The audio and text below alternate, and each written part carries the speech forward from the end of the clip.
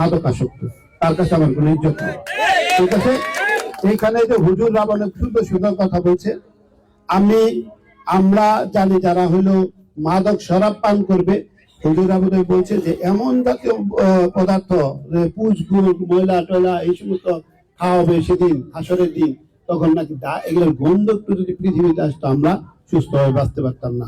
এত কঠিন একটা জিনিস। আর যদি আপনারা সাইন্টিফিক্যালি বৈজ্ঞানিক ভাবে দেখেন, এই যে মাদক খাইয়ে, এই বিশেষ করে ধরুন ধূমপানের কথা বললেন, যে ভাই এক মিনিট সাইড কথা না বলে যে মাদক আসক্ত, বিশেষ করে ধূমপানের কথা যদি বলি, যে আপনাদের এলাকার কৃতি সন্তান বি চৌধুরী সাহেব বলছিল যে মাদক বিশেষ করে ধূমপানের পক্ষে কেউ যদি একটা যুক্তি দিতে পারে যে এই ধূমপান করলে এটা উপকার হয়, আমি তার কোনোদিনই বলবো না যে মাদকের বা ধূমপানের বিপক্ষে কথা বলবো না। তাহলে একটাও যেখানে উপকার নাই, তাহলে কেন আমরা নিজের পয়সা খাই? এই যে মদ এত দামি জিনিস, এই যে ইয়াবানে একটা বাজে কথা ছিল যে অমুক তমুক ঘুম হয় না, সেক্স মেক্স। আমি পার্সোনালি ওই সমস্ত মাদকাসক্ত ইয়াবা করে বউয়ের সাথেও কথা বলে দেখছি যে এই বন্ধু শুন, এই জাতীয় কোনো উপকার আছে?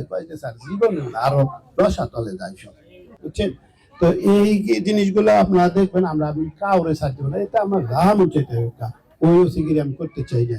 যেভাবে আজকে শুনলাম, এতদিন পরে যে শুনবো যে সিভিল আইসে টাকা নেওয়া যায়, এরকম হলে আপনারা আটকাবেন। ঠিক আছে, এই যুব সমাজকে স্কুলমুখী করেন, এই যুব সমাজকে বাবা মারা দায়িত্ব নেন, সন্ধ্যার পর তারা প্রয়োজন ছাড়া বের হবে না।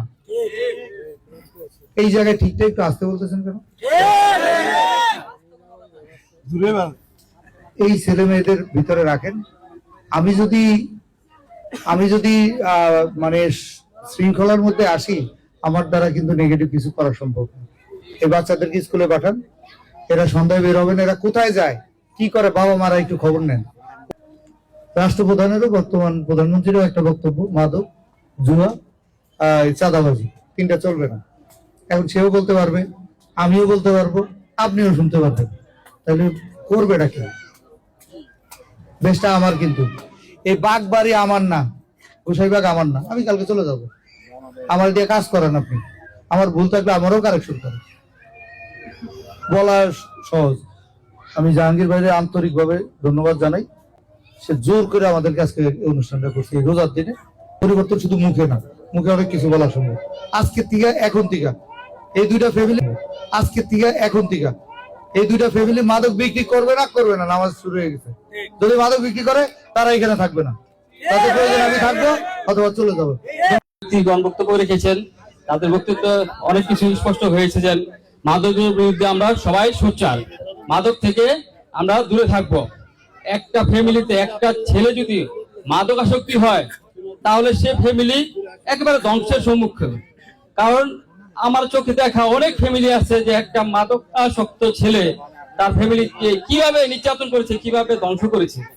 তাই আমরা সবাই ঐক্যবদ্ধ হয়ে গোসাইবাগ বাগবাড়ি সমাজের সবাই সম্মিলিত ভাবে আমরা যদি ঐক্যবদ্ধ থাকি, মাদককে নির্মূল করা আমাদের পক্ষে কঠিন হবে না। তাই আমরা এই চ্যালেঞ্জটাকে সম্পূর্ণভাবে আমাদের যুব সমাজকে দিতে চাই এবং যুব সমাজকে আমাদের সাথে ঐক্যবদ্ধ থাকতে চাই। তাকে ধরে মেরে জেলে দিয়ে দিবেন, ডাইরেক্ট কোনো কথা নাই, মেরে জেলে দিয়ে দিবেন। আমার বাপের মেরে জেলে দিয়ে দিব, কোনো সমস্যা নাই, জেলে দিব। যে মাদক বিক্রি করবে তাকে জেলে দিব। আমার বাসায় আমার বাবাকে আমি নিষেধ করে দিয়েছি যে আজকাল মাদক বিক্রি করে তাকে মেরে জেলে দিয়ে দিব। খাইতে ধরাই দিচ্ছি, আমার ছেলে এখন জেলে।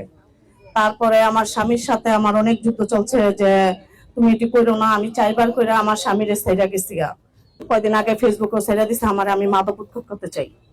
আমি নিজেই বলছি সবাইরে, আমি অনেকবার বলছি যে বাধ্য। তো আমার সাথে ওর সাথে অনেক যুদ্ধ চলছে। এগুলি এবারকার মনে করেন ওরে আমার তরফ থেকে এবার করে ক্ষমা করেন। যদি আগামীতে কোনো কিছু হয়, আমার সবাই আছে, আমার সবাই ময়মুরবিরা সবাই আছে। আমি তো এলাকার বউ, আমি তো এলাকার মেয়ে না। আমি সবার কাছে বলতাছি ওরা এবারকার মতন ক্ষমা করেন। যদি এবার ও না শুধরায়, আপনাকে বিবিকে আপনাকে বিচারে যা বলবেন, যে শাস্তি দিবেন, এটা ওরা মাথা ব্যথা নিতে।